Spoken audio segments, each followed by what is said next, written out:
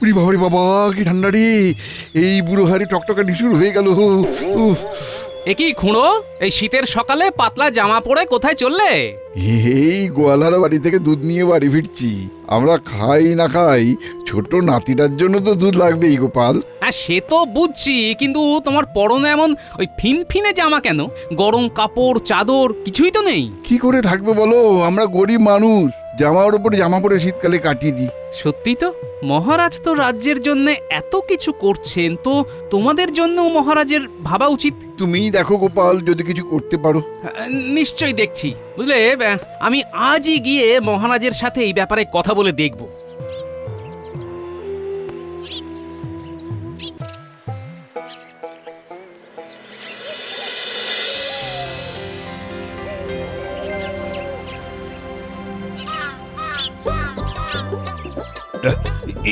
একই পণ্ডিত, তোমার একই অবস্থা, গায়ে লেপ। আর কাঁপুনি, ঠান্ডা হাওয়ায় শীত চেপে ধরেছে মহারাজ, তাই আমি নিজের শরীর লেপে জড়িয়ে রেখেছি। মহারাজ, আমাদের পণ্ডিত না হয় কোনো না কোনো ভাবে এই শীতের সাথে লড়াই করতে পারবে, কিন্তু আমাদের কৃষ্ণনগরের অনেক গরিব গ্রামবাসী আছে, তারা পারবে কি মহারাজ? আরে তুমি কি বলতে চাইছো, একটু খোলসা করে বলো তো। আমি বলতে চাইছিলাম মহারাজ, ওই সামনেই তো ইংরেজি নববর্ষ, পুরনো বছর কেটে নতুন বছর শুরু হতে চলেছে, আর তো হাতে মাত্র 15টা দিন। হ্যাঁ, তা সেই নিয়ে তোমার মাথায় কি কোনো বুদ্ধি এসেছে? যদি এসে থাকে তাহলে দেরি না করে চটপট বলে ফেলো।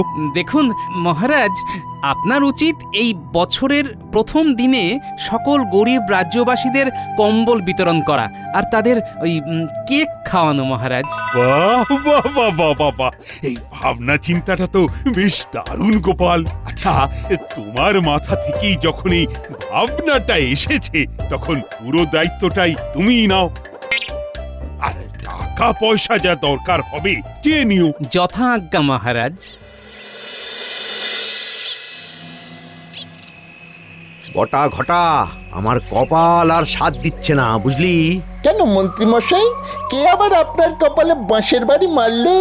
স্বয়ং মহারাজ ইংরাজি নববর্ষের কম্বল দানের সমস্ত দায়িত্ব গোপাল পেল, আর আমি শুধু হাততালি দেব। আহা মন্ত্রী মশাই, এত চিন্তা করছেন কেন? বরাত না হয় গোপাল পেয়েছে, কিন্তু কম্বল তো আর এখান থেকে আসবে না। মানে কি বলতে চাইছিস? মানেটা খুবই পরিষ্কার মন্ত্রী মশাই, কম্বল নদীর ওপারে একটা বড় কম্বল প্রস্তুতকারকের ঘর আছে, সেখান থেকে আসবে।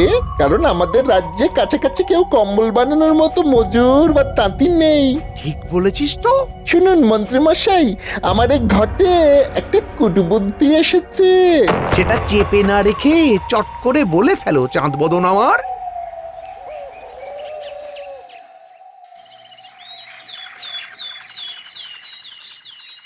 শোনো শোনো শোনো, গ্রামবাসীদের উদ্দেশ্যে ঘোষণা করা হচ্ছে, আগামী 1 জানুয়ারি ইংরাজি নববর্ষের প্রথম দিন বেলা 12টায় সকল গ্রামবাসীকে কম্বল দান করা হবে। কম্বল দান করবেন মহারাজ কৃষ্ণচন্দ্র। শোনো শোনো শোনো। সাধু সাধু। সত্যি এই শীতে খুব কষ্ট হচ্ছিল, গোপালকে বলতেই সমস্যার সমাধান হয়ে গেল। শোনো শোনো শোনো শোনো শোনো শোনো। শুনলেন তো মন্ত্রী মশাই, এখানেও গোপালের নামগান হয়ে যাচ্ছে। ও বেশি দিন থাকবে না, বেটা বছরের প্রথম দিনেই এমন অপদস্থ হবে না, কেঁদে কুল কিনারা পাবে না। তোরা শুধু আমাদের পরিকল্পনা মাফিক কাজ করে যা।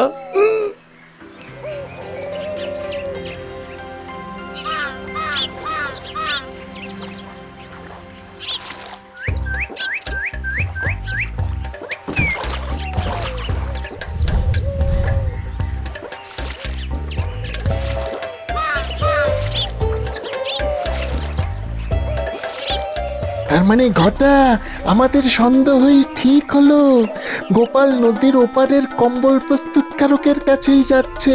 ঠিক বলেছিস, চল চল মন্ত্রী মশাইকে ব্যাপারটা জানিয়ে দিই।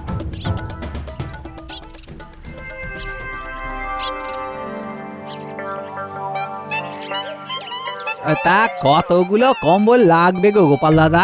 মোটামুটি ওই 1000টা কম্বল লাগবেই। ওরে বাবা, তাও আবার 31শে ডিসেম্বরের মধ্যে?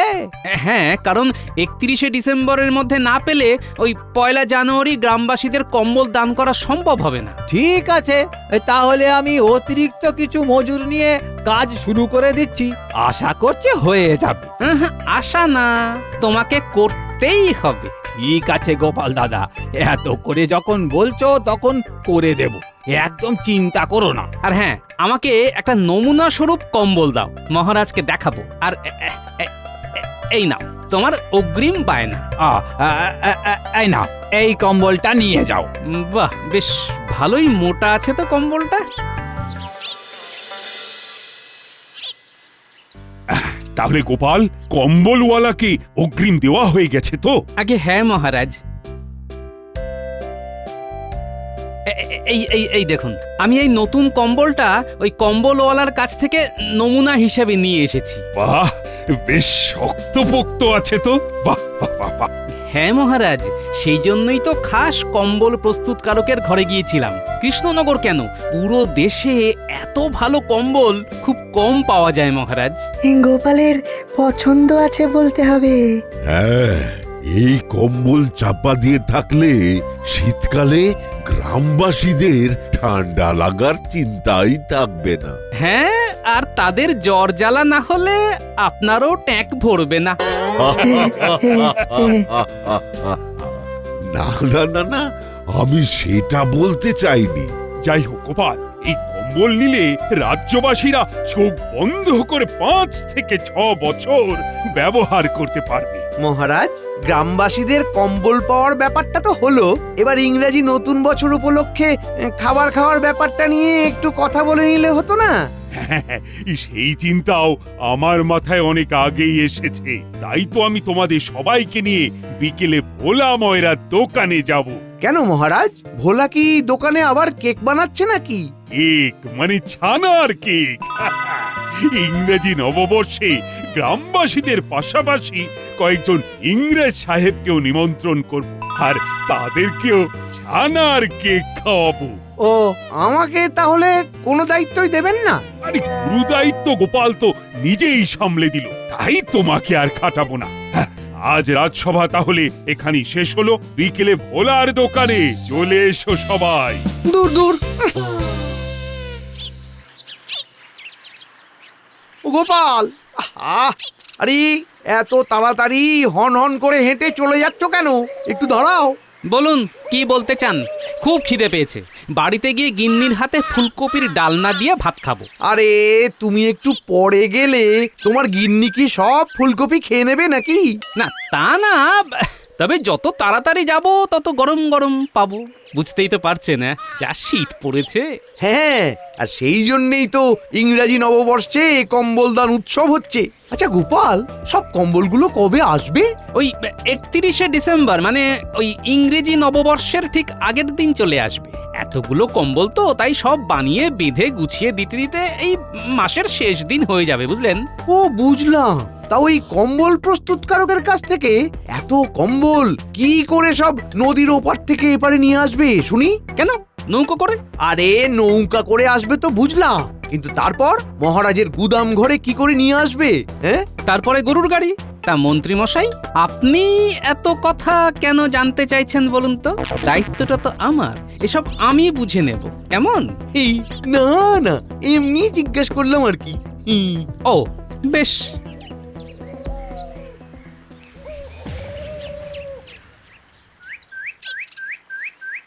না, মন্ত্রীমশাইয়ের এই বেশি আগ্রহটা আমার কেমন যেন সন্দেহজনক লাগছে। নিশ্চয়ই উনি মনে মনে কোনো ফন্দি করছেন। ব্যাপারটা জানতে হবে, আর সেই তথ্য সংগ্রহে সাহায্য করবে আমার বানর সেনা।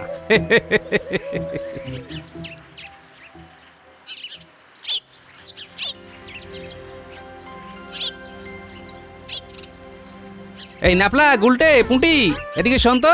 হ্যাঁ গোপাল দাদু, বলো। শোন, তোদের একটা কাজ করতে হবে, বুঝলি? কি কাজ গোপাল দাদু?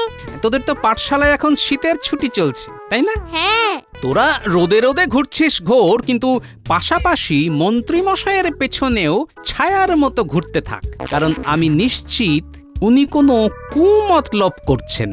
আচ্ছা গোপাল দাদু, আমরা একদম হেঁটুলির মতন হেঁটে যাব। বেশ,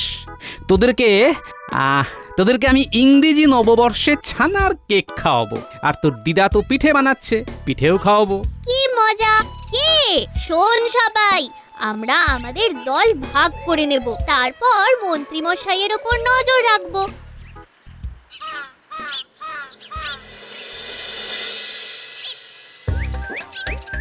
কি বুঝছেন মহারাজ, কেমন হয়েছে ছানার কেক? দারুণ দারুণ হয়েছে। ও, আর একটু দাও তো ওলা, কেক খেলে ইংরেজ সাহেবরা সত্যি খুশি হবে। কি মন্ত্রী, তোমার কেমন লাগছে? সত্যি মহারাজ, এই স্বাদ ভোলা যাবে না। আর ইংরেজ সাহেবরা খুশি হলেই তো আমাদের ভালো। আমাদের না, আপনার ভালো, কারণ আপনি তো একটু বেশি ওদের ভক্ত। বাজে কথা বলো না গোপাল, শীতকালে মাথা গরম হয়ে যাবে। তোমরা ঝগড়া থামিয়ে ছানার কেক খাও। হ্যাঁ, তাহলে বলা ওই কথাই রইল, 1 জানুয়ারি সকল গ্রামবাসীদের জন্য ছানার কেক হবে। আর তোমার যত ছানা লাগবে লাগুক, এখন থেকেই কোমর বেঁধে একেবারে কাজ শুরু করে দাও। আচ্ছা মহারাজ। আর মন্ত্রী, তোমার তো ইংরেজদের সাথে বেশ ভালোই আলাপ, তাহলে ওদের নিমন্ত্রণটা তুমি করে এসো। এতক্ষণে ওপরওয়ালা আমার দিকে মুখ তুলে তাকালো। কি ভাবছোটা কি? কিছু না আমি নিমন্ত্রণ করে আসবো।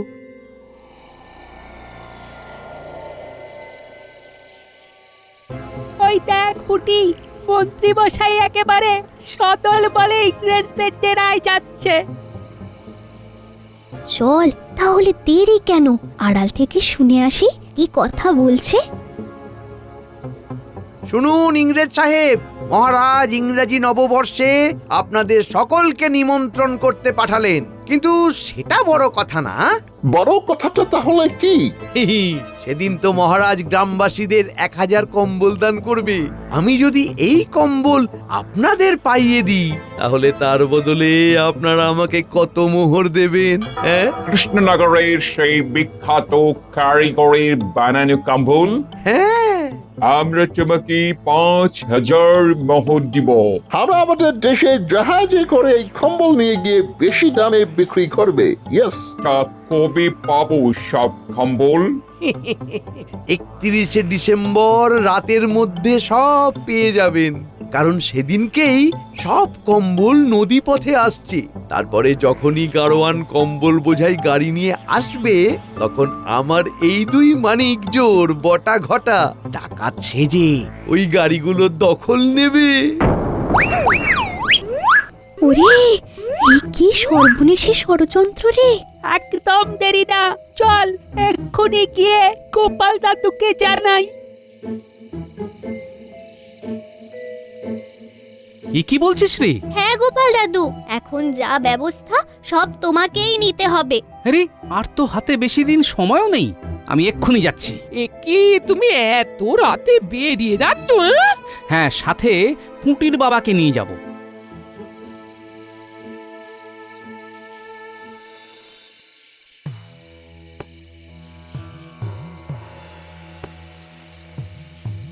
আরে দরজা খোলো, দরজা খোলো ভাই। কে এত রাতে আবার আমার দরজায় ধাক্কা দিচ্ছে? আরে আমি গো, আমি। এ কি গোপাল দাদা, তুমি এত রাতে? কম্বল বানানো চলছে তো। হ্যাঁ চলছে তো, খান 500 মতো বানানো হয়ে গেছে। বাকি কম্বলগুলো তোমার কথা মতন ওই বছরের শেষ দিনে, মানে 31শে ডিসেম্বরের মধ্যে দিয়ে দেব। না, আমার সেটা আগে চাই, অন্তত একদিন আগে আমাকে দিতেই হবে। ওরে বাবা, তা কি করে সম্ভব? হ্যাঁ, নইলে অনর্থ হয়ে যেতে পারে, তাই বলছি আর কি। হ্যাঁ, আমি তো কিছুই বুঝছি না গো।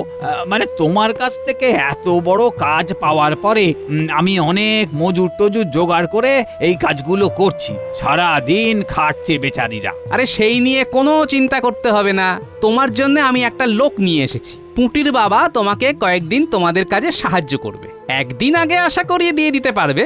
কি, পারবে তো? হ্যাঁ, তাহলে পারবো। তা 30 তারিখে কখন আসবে? এই রাতের দিকেই আসবো।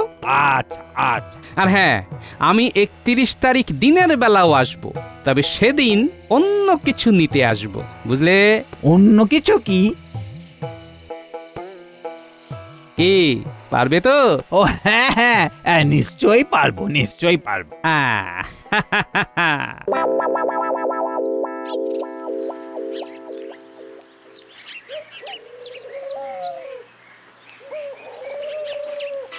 শোনো, যা করার আজকে রাতেই করতে হবে। তোমাদের কিন্তু খুব সাবধানে যেতে হবে, আর কম্বলগুলো নদীর পার থেকে নিয়ে সোজা আমার বাড়িতে চলে আসবে। হ্যাঁ, সে নিয়ে কোনো চিন্তা নেই। আসল চিন্তা তো আগামীকাল রাত নিয়ে। হ্যাঁ গো, সমাজের জন্য ভালো কাজ করতে হবে। একটু বিপদ আপদ তো আসবেই। যাই হোক, তোমরা সাবধানে যেও, কেমন? আচ্ছা।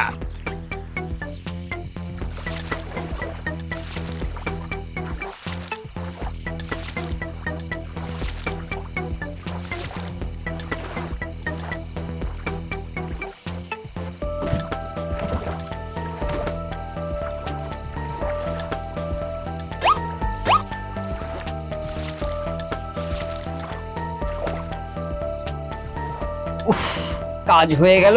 বাপরে বাপ, চলো চলো এবার গোপাল দাদার বাড়ি চলো। হ্যাঁ হ্যাঁ, চলুন চলুন। ব্যাস, এই তো তোমরা চলে এসেছো। হ্যাঁ গোপাল দাদা, কদিন বেশ খাটাখাটনি গেল। আমরা তাহলে এখন আসি। হ্যাঁ, এসো এসো, কাল রাতে আবার নদীর পাড়ে যেতে হবে কিন্তু।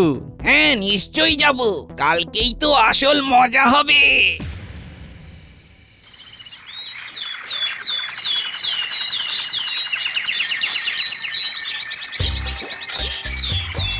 মহারাজ, আমরা আজকে থেকেই সব সাজিয়ে রাখছি। হ্যাঁ, আজকে আমরা রাজসভার কাজ এখানেই করছি, কারণ কালকে এখানেই তো কম্বল দান উৎসব হবে। আমার খুব আনন্দ হচ্ছে। তা গোপাল, আমরা তো হাত চালাচ্ছি, তুমিও হাত চালাও। হ্যাঁ, করছি করছি। আচ্ছা গোপাল, আজকে তো রাতেই সব কম্বল চলে আসবে, তাই না?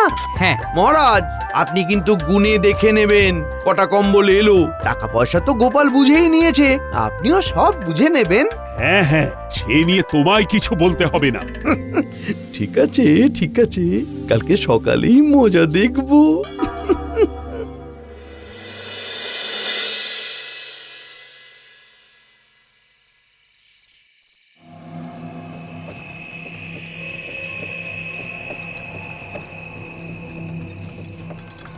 আরে রে রে রে রে রে রে রে, এই এই এই এই, কে তোরা? আমরা গাড়োয়ান, আমাদের ছেড়ে দিন। এত রাতে গাড়ি বোঝাই করে কি নিয়ে যাচ্ছিস? হ্যাঁ, অনেক মালপত্র আছে। এই মালপত্র, গরুর গাড়ি এখন আমাদের হেফাজতে। বেশি ট্যাম্পু করলেই পেট ফুটো করে দেব, এই বলে দিলাম। ওরে বাবা, পালাও!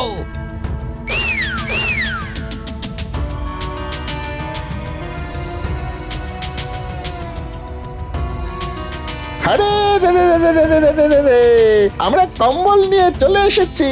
কই দেখি দেখি।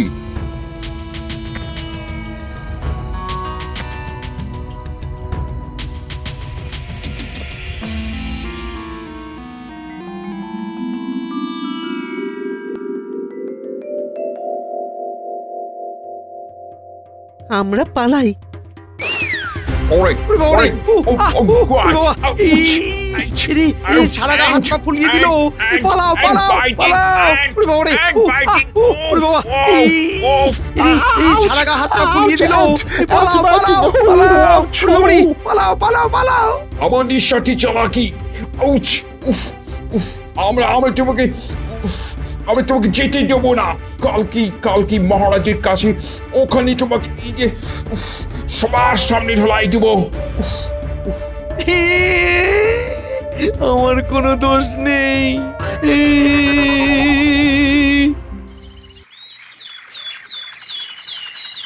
এ কি, সবাই এসে গেছে, কিন্তু কই এখনো তো মন্ত্রী এলো না। মন্ত্রীকে আমরা নিয়ে আসছি। ইংরেজি নববর্ষের আগে ইংরেজদের অপমান, হাজার হাজার পিঁপড়ে কামড়ে আমাদের ফুলিয়ে দিয়েছে। আরে কি হয়েছেটা কি?